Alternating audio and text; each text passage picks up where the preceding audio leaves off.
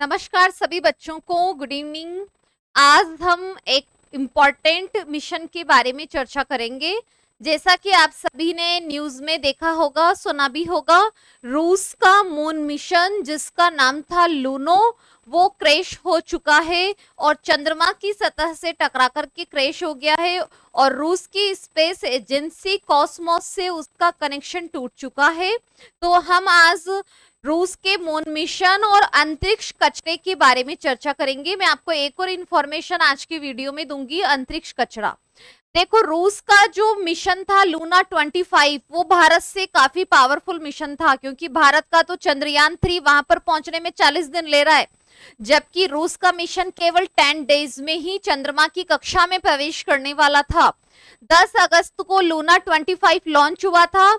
21 अगस्त को वो लैंड होने वाला था, लेकिन चंद्रमा के अंदर पहुंचने से पहले ही वो चंद्रमा की सतह से टकराकर क्रैश हो गया है। इसका भार 1750 किलोग्राम था। देखो, भारत तो चंद्रमा पर गया था 2008 में। भारत का पहला मिशन चंद्रयान फर्स्ट वहां पर चंद्रमा पर गया था 2008 में, लेकिन रूस का पहला चंद्र मिशन कब गया था? 2019 में। रूस का पहला चंद्र मिशन गया था 1959। 1959 में ही रूस चंद्रमा पर पहुंच गया था। और ये जो लूना 25 था, ये रूस का कौन सा मिशन है? 25वां मिशन था। ये रूस का 25वां चंद्र मिशन था लूना 25।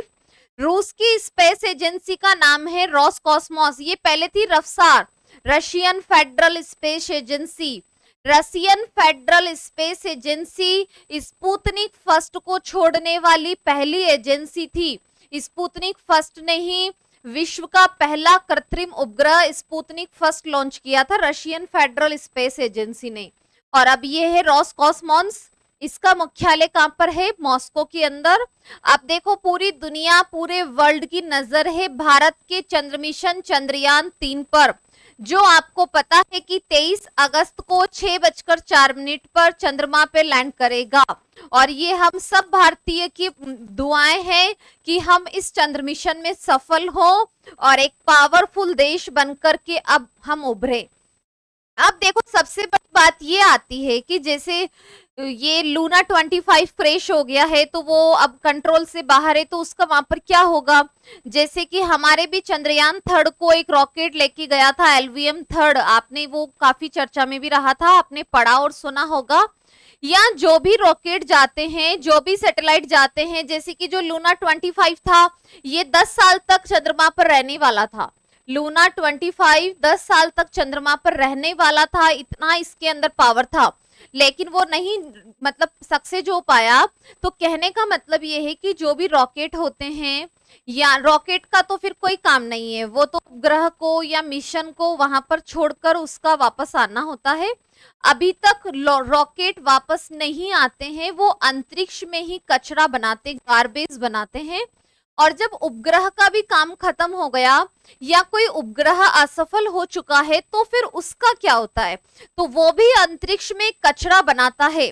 और अब अंतरिक्ष का हाल ऐसा हो चुका है जैसे हमारे कहीं गली मोहल्ले या कॉलोनी के अंदर चौराहे का हाल होता है ना, ऐसा खतरनाक अंतरिक्ष पर कचरा हो चुका है, जहां पर हर तरफ से रॉकेट, उपग्रह एक दूसरे से टकराने की पोजीशन में आ रहे हैं।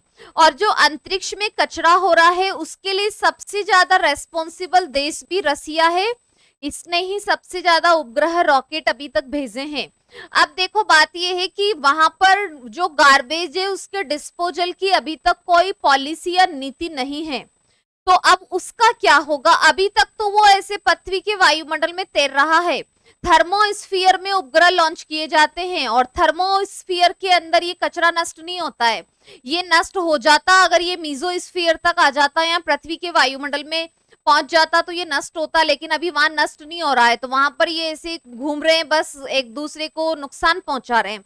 और यदि ये कचरा ऐसे ही बढ़ता रहा, तो आने वाले समय में इन सभी उपग्रहों, रॉकेटों के गार्बेज में खतरनाक टक्कर होगी। और खतरनाक टक्कर होगी तो उससे कौन सा सिंड्रोम उत्पन्न होगा? Kessler syndrome. इस सिंड्रोम का नाम आप ध्यान रखना, स्पेस से जो भी कचरा या गार्बेज बन रहा है उससे केस्लर सिंड्रोम होगा, और यदि केस्लर सिंड्रोम हुआ तो खतरनाक टक्कर होगी ये, और इस जबरदस्त टक्कर की वजह से पृथ्वी के सारे उपग्रह नष्ट हो जाएंगे और हमारी पूरी संचार व्यवस्था हिल जाएगी। आज हम ऑनलाइन पढ़ाते हैं, आप पढ़ते हो फोन से, लैपटॉप से, ये हमारी संचार तकनीकी की देन है। हमारी संचार तकनीकी इतनी पावरफुल हो चुकी है कि हम दूरस्थ शिक्षा ले रहे हैं और दे रहे हैं। तो अगर केस्लर सिंड्रोम होता है, सभी उपग्रह, रॉकेट, कचरा वहां पर खतरनाक तरीके से टकराता है, तो हमारे पूरी संचार तकनीक खत्म हो जाएगी। तो आज के क्लास में ही इतना ही।